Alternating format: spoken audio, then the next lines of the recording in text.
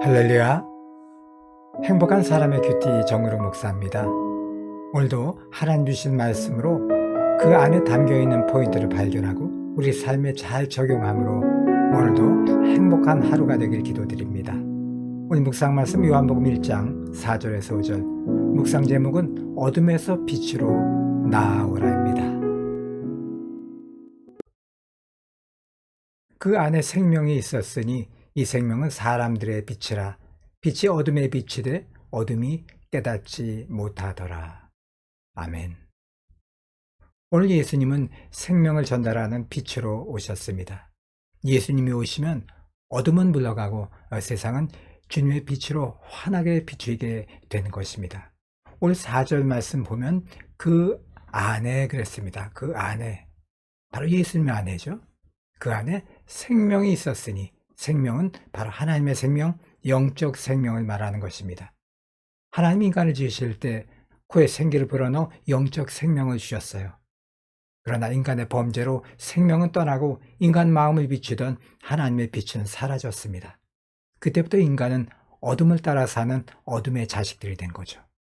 그러나 하나님께서 인간을 극진히 사랑하셔서 어둠에 있는 인간을 구원하시기 위해 하나님의 아들 예수님이 이 땅에 육신을 입고 보내주셨습니다. 요한복음 1장 9절에 참 빛, 곧 세상에 와서 각 사람에게 비추는 빛이 있었나니 그랬습니다. 그런데 이 빛에 반응하는 두 부류의 인간이 있다는 것이죠. 그 첫째는 그 빛을 영접하고 받아들인 사람. 오늘 4절 하반절에 보면 사람들의 빛이라 그랬습니다. 예수님은 사람들을 밝게 비추는 역할을 합니다. 그런데 두 번째는 빛이 비추지만 어둠이 그 빛을 깨닫지 못하는 것입니다. 예수님이 구원자로 오셨지만 그분을 정확히 알지 못하는 거죠. 오늘 5절 말씀 보면 어둠이 깨닫지 못하더라 그랬습니다.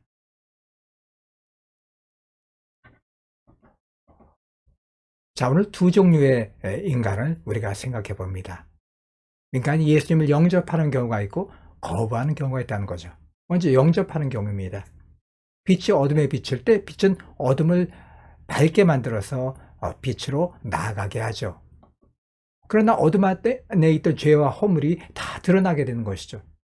이때 인간 마음에 자각이 일어납니다. 그래서 자신의 죄와 허물이 보이고 연약한 자신을 깨닫고 회개하게 되는 것입니다. 그리고 주님을 믿음으로 영접합니다. 그래서 구원, 즉 거듭남을 얻게 되는 것이죠. 우린 대부분 그렇게 주님을 만난 사람들입니다. 하나님께 속한 자죠. 하나님의 은혜인 줄로 믿습니다. 다윗은 악한 죄를 범한 후에도 양심의 가책을 느끼지 않았어요. 그러나 책망의 말씀이 그 마음판에 비추이자 자기 죄가 보이고 자기 허물이 보이게 된 것입니다. 그래서 하나님 앞에 통회하며 눈물로 회개하게 될 때 하나님이 그를 용서하시고 이스라엘의 위대한 왕으로 사용하여 잘 그를 쓰임받는 도구로 사용하신 줄로 믿습니다. 자, 두 번째는 인간이 빛을 거부하는 경우입니다. 이들에게도 똑같이 빛은 비춥니다. 그러나 빛을 깨닫지 못함으로 더 깊숙이 숨어버리게 되는 것이죠. 왜 어둠이 깨닫지 못할까요? 먼저는 예수에 대한 무지 때문입니다. 예수님이 하나님의 아들이요 창조주요 빛으로 오신 구원자 하나님이심을 믿지 않는 거예요. 그래서 빛을 피합니다. 빛으로 죄가 드러남에도 하나님의 존재를 믿지 않기 때문에 사람만 의식하죠. 그래서 그 죄를 사람 앞에서 깊이 은폐하고 마는 겁니다. 어둠에 사는 자의 모습, 바로 이와 같은 모습입니다. 우리가 산이나 강에 가서 돌을 이렇게 들춰보면 거기 벌레들이 놀래서 더 깊은 데로 숨어 들어가잖아요. 빛을 피하고 숨는 것입니다. 빛을 거부하는 또 한 가지 이유는 빛을 가로막는 장애물입니다. 우리가 세면대에 물이 잘 내려가지 않을 때 보면 어느 한 군데가 꽉 막혀 있어서 그런 거예요. 거기를 뚫어야 비로소 물이 흐르죠. 장애물은 사람마다 다르지만 교만이란 장애물이 있습니다. 또 자기 자랑이 있죠. 또 욕심, 탐심, 또 정욕이 있습니다. 그리고 미움과 시기, 질투 이런 것들이 있습니다. 이런 사람들은 보통 자아가 굉장히 강하죠. 하나님보다 자신을 믿고 자신의 신념을 의지하여 삽니다. 그리고 이론과 지식을 믿고 삽니다. 마음에 교만과 자랑이 가득하죠. 그래서 그런 장애물들이 견고한 진을 형성해서 마음의 주님을 거부하게 만드는 거예요. 그런데 이러한 배후에는 악한 영이 있다는 것을 우리는 알아야 되는 것입니다. 고린도서 4장 4절에 그중에 이 세상의 신이 믿지 아니한 자들의 마음을 혼미케 하여 그리스도 영광의 복음의 광채가 비추지 못하게 함이니 그리스도는 하나님의 형상이니라.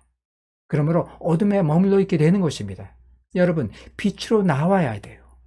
말씀 묵상을 통해 예수님을 정확히 이해하고 빛을 가로막는 장애물들은 성령님을 의지해서 제거해야 될 줄로 믿습니다. 오늘 적용 포인트입니다. 예수님을 정확히 알고 믿을 때 빛을 받아들이게 된다는 것입니다. 우리가 말씀을 정확히 이해하지 못하면 빛으로 오신 예수님을 거부하고 피하게 되는 거예요.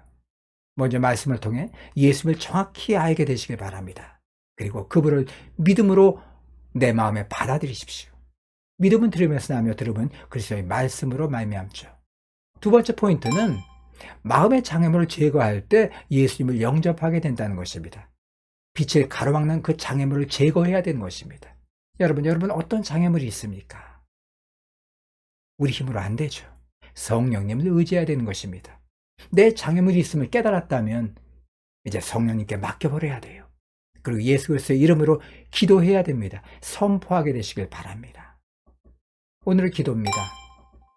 말씀을 깨닫게 하시고 모든 장애물을 제거할 수 있도록 성령님 도와주시옵소서. 기도하겠습니다. 하나님 아버지, 말씀에 대한 정확한 이해가 예수님과 친밀한 만남이 됨을 알게 되었습니다. 또한 말씀을 가로막는 장애물을 다 제거해 주시옵소서.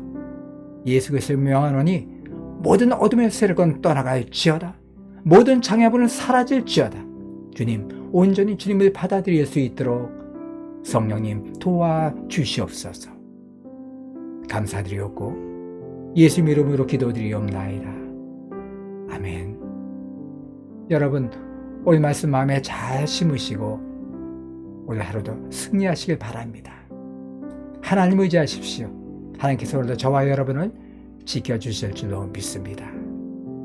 여러분 감사합니다. 안녕히 계십시오.